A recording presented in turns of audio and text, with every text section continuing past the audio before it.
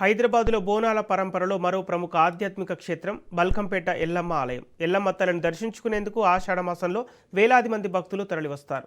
బోనాలు, మొక్కులు, ప్రత్యేక పూజలతో ఆలయ పరిసరాలు భక్తి వాతావరణంతో నిండిపోతాయి. ఎల్లమ్మ తల్లి అంటే భక్తుల విశ్వాసంలో ఒక శక్తి స్వరూపం. కష్టాల్లో ఉన్నప్పుడు తల్లిని ఆశ్రయించడం, మొక్కులు మొక్కడం, కోరిన కోరికల తర్వాత బోనం సమర్పించడం, ఈ విశ్వాస పరంపరే బల్కంపేట బోనాలకు ప్రధాన ఆధారం.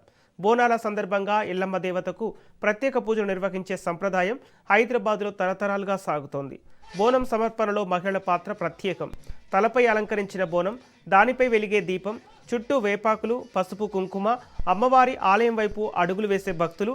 ఈ దృశ్యం భక్తి సంప్రదాయాలకు ప్రతీకగా కనిపిస్తోంది. బల్కంపేటలో పండుగ అంటే కేవలం ఆలయానికి వెళ్లి పూజ చేయడం మాత్రమే కాదు.